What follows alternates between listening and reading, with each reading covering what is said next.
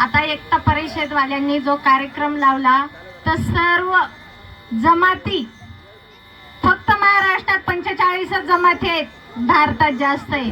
आणि इकडे आले आता काही सांगतील नाही त्यांचा नाच व्हायला होता, त्या काय अशाच नाचता. प्रत्येक जमातीचा नाच, काम, बोली भाषा, राहणीमान सगळा वेगवेगळा आहे. आणि सगळ्या आदिवासी जमाती एकच मुद्द्यावर काम करतात, जल जंगल जमीन. संविधान वाचलं आणि जल जंगल जमीन वाचली तर आदिवासी टिकणार आहे, नाही तर आदिवासी टिकणार नाही. लढा सगळ्यांचा एकच आहे आणि सगळ्यांना लढायचा आहे. आज कोणताही संघर्ष घ्या, तो लढल्याशिवाय कोणीच आपल्याला देत नाही. निवेदन द्या, नाही तर घरात बसून तर कोणी विचारितच नाही आदिवाशांना का तुमच्या या समस्या एवढ्या आहे या समाजात का खूपच. याच्या पहिल्या लोकांना काय वाटत होता, याच्या आधी नव्हता काय हा काय, या शिकली या, टीव्ही पाहती या, मोबाईल पाहती या म्हणूनच आता बोलायला लागली या. तो विषय नाही. कारण कसं आहे, पहिला विषय असा होता पूर्वीचा का तेव्हा समस्या नव्हत्या, तेव्हा अडचणी येत नव्हत्या समाजावरती.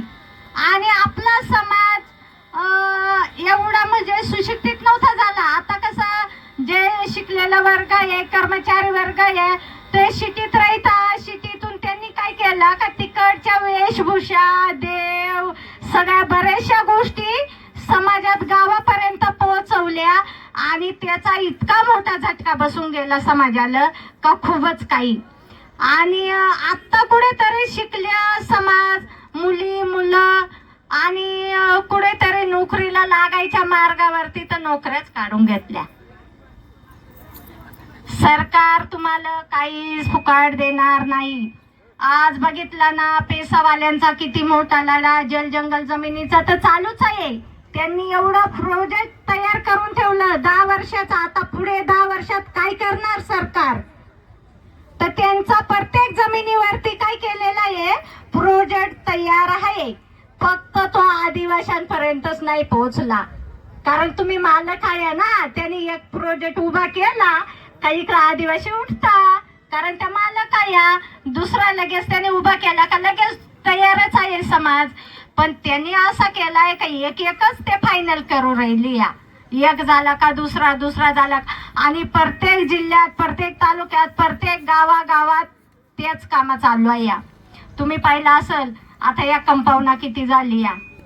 मी पालघरला गेलो तो डाणूलं, तिकडनं मी बघितलं. कोणत्याही महाराष्ट्रातच मी फिरते, महाराष्ट्राबाहेर गेले पण महाराष्ट्रात जास्त, महाराष्ट्रात जिडं जिडं आदिवासी समाज आहे तिडं तिडं आदिवाशांच्या जमिनी भूमाफ्यानी तर घेतल्या, पण सरकारने घेतल्या. याच्यासाठी आता इडं जेवढ्या माझ्या बहिणी आलेल्या आहेत, माता आलेल्या आहेत, यांना एकच सांग नाही का घरी गेल्यानंतर पुऱ्या एका गावातल्या 10 बाया असतील तर त्यांनी 10च घरा फक्त हे करायच्या.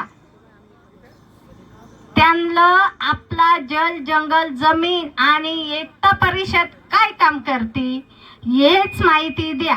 कारण इकडं सगळंच आहे ना. आता आल्यापासून तुम्ही काय केलं, रॅली काढली, त्याच्यानंतर बरेच कार्यकर्त्यांनी प्रबोधन केलं. म्हणजे काय विचार आपल्याला डोक्यात घेऊन घरी जायचं, घरी जाऊन काय काम करायचं हे सगळ्यांनी दिलेलं आहे. हा, त्याच्यानंतर आपण एवढे दिवस सगळ्यांकडे कापणी चालू होती, सोंगण्या चालू होत्या भाताच्या. काही जे शिटीत राहते त्यांच्या तर पोरांच्या परीक्षा चालू आहेत, मग दिवसभर घरातल्या लादी पुसणं हे ते. पण आज इकडे एक दिवस आल्यावर कसं वाटलं ना, काहीतरी मी समाजात जन्माला आलो होत्या का माझ्या समाजातला आज काय काय पाहायला भेटला. प्रत्येक बायांची राहणीमान. आता त्या ताई मंगाशी बोलल्या का आदिवासी म्हणजे ज्या खेड्यातनं आलेले आहेत त्यांनी टिकून ठेवलेलं आहे. तुम्ही पण आता खेड्यातल्याच आहेत ना, जन्म तर खेड्यातच झाला, त्याच्यानंतर मोठे झाल्या, सिटीत गेल्यात. आणि सिटीत म्हणजे कशासाठी का कामकाजासाठी गेले. कोणाचे कामवाले तर ते कामाला जाणार आहेत ना, ते घरी बसून कसं जमल. इकडं तर काहीच ठेवलेलं नाही, जे पिकतं त्याला भाव देत नाही. शेतकऱ्यांचे कितीतरी मुद्दे आहेत. तर मला एकच सांगायचं, आपण ज्या एवढ्या युवा पिढी इकडे यायला ये ते पहिलंच ह्या मुलांनी खूप छान कार्यक्रम करून दाखवला आणि आपल्याला त्याच्यातून बाहेर निघायचं. आपल्या रूढी परंपरा वेशभूषा सगळ्या जपायच्यात आणि त्या जर जपल्या आणि जल जंगल जर वाचलं तर आपण आदिवासी वाचणार आहेत, नाही तर आपण आदिवासी संपल्या तर जमाये. फक्त इकडं आता आम्ही खोडाळ्यामध्ये होतो सकाळी, बरेचसे समाज म्हणजे इकडं आदिवासी समाज जास्त आहे, जे याचे ते बघायचे. आम्ही दांडूक फडकी वालण्या बाया होतो तिकडं 20-25 जणी, ते याच्या बघायच्या. हे आमच्याच दिसते हा का, पण येऊन कोणाच विचारला नाही का? नाही विचारला. अरे आम्ही इकडे ज्या करतो ना त्या तुमच्या पण हिताच आहे, आमचेच नाही. हा लढा सगळ्यांसाठी आहे. इकडे येलाय त्यांच्यासाठी आहे, जे घरी आहे त्यांच्यासाठी. सगळ्यांचा लढा हा फक्त इकडे आले त्यांनीच तो पुढे न्यायचा नाही, तर जे घरी आहेत त्यांनी घ्या आणि तुम्ही पण घ्या. तेव्हा आपली पुढची पिढी जगणार आहे. कारण आपण पुढची पिढी कशासाठी आज ह्या नाच गाणे किंवा काही हे आपण कशासाठी दाखवतो? इकडं काय झालं म्हणे, इकडं एकता परिषद संमेलनच आहे, नाच गाणे नाही व्हायला पाहिजे. पण ते आज पोरांना बघितले आणि हे जर टिकलं तर आपण टिकणार आहेत ना. आता बरेच जणांचं कसं झालं, शिकलेले त्यांचं जात पडताळणीचं बी हो का, त्यांनी काय केलं, गणपती हे ते नाही का, बरेचसे जे देवता आपले जे निसर्ग पूजक आपण आहेत, आपले जे देव देवता आहेत ते इतरांपेक्षा सगळे वेगळे आहेत. तर आता इडा आल्यानंतर ते काकांनी सांगितलं, आदिवाशांचं प्रत्येक जमातीचं जन्मापासून तर मृत्यूपर्यंत सगळ्याच गोष्टी वेगळ्या येतात. लग्न सोहळा असो किंवा बारसा असो, सगळंच जन्माला आल्यानंतर काय करायला, तर आदिवाशांची एकदा पाची पूजा आल्या का त्याला खेकडा मासं लागतंच. असं आहे काय आदिवासी नाही का त्याचे पाचीला नॉनव्हेज नाही?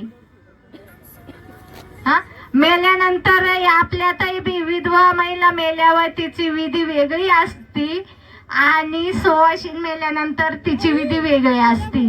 या बी महिलांनी सगळ्यांनी शिकून घ्या. आताच्या ज्या मुली आहेत त्यांनी बी आता माझ्या म्हणजे मी ठाकूर समाजाच्या आहे, आमच्यात ही असाच नेसता धांदूक आणि ही फडकी, प्रत्येक जमातीची वेगवेगळे आहे.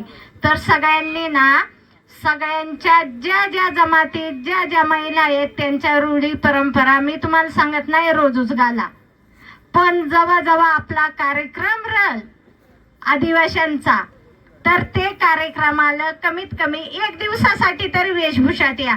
तरी आपण 13, 14, 15 एकता परिषदचा कार्यक्रम होतो, तिला प्रत्येक जमातीतल्या महिला असतात. प्रत्येक आता याच्यातल्या मला वाटतं बरेचशा 50% तर महिला तो कार्यक्रमाला येत असतील, 50% नाहीये हा का. तर तुम्ही एकदा आवर्जून ह्या वर्षी मध्य प्रदेशला तरी या आणि तिथला हाच कार्यक्रम, तिथं सगळ्यात जगातला मोठा कार्यक्रम होतो. तिथं सगळ्या जमातीच्या महिला राहतील आणि इतक्या म्हणजे शिकलेल्या आणि ते कर्मचारी म्हणजे मोठ्या मोठ्या हुद्द्यावरती असतात, पण त्या कार्यक्रमाला येताना ते त्यांच्या वेशभूषेतच येतात. तर तुम्ही या वर्षी प्रत्येक वर्षी दरवर्षी जानेवारीची 13, 14 आणि 15 तारीख ही फिक्स असती. लक्षातच ठेवायचं. 12 महिन्यातून 3 दिवस तर मी समाजासाठीच देणार. नवऱ्याला सांगायचं चल तुला यायचं आहे का नाही, तू नसेल येत तर मी तर नाही कार्यक्रमाला चाललो, कारण तो सगळ्यांचा कार्यक्रम आहे. तर ते कार्यक्रमाला आपल्याला सगळ्यांना जायचं आहे. आजच इडून गेला का तयारीतच करायचं, घरी जायचा. मी आज कार्यक्रमाला गेलतो, तिथे ती बाई सांगत होती आणि 13, 14, 15 तारीख जानेवारीची मला कार्यक्रमाला जायचं आहे हा का. आठवण नसली तर मला आठवण द्या म्हणजे मी जाईल, कारण तो कार्यक्रम आपलाच आहे आणि आपल्यालाच करायचा. आणि सगळ्यांनी डबल एकदा सांगते, मी बोलायला लागले तर खूपच बोलल, कारण माझ्यावर जे अन्याय झालं ते म्हणजे अजून कोणावर होईल नाही. समाजातल्या आदिवासी महिलेवर तर नाहीच झाले, कारण ते जेवढे अन्याय झाले तेवढे अन्याय फक्त समाजाचा लढा लढते म्हणूनच झालेले आहेत. लक्षात घ्या. तुम्ही तुमच्या घरी जाऊन तुम्ही तुमच्या संसारातच गुंतलेले आहेत. संसारातून एकदा बाहेर या आणि बघा जल जंगल जमीन वाचवायला संघर्ष कसा महिलाला करायला लागतो. जसा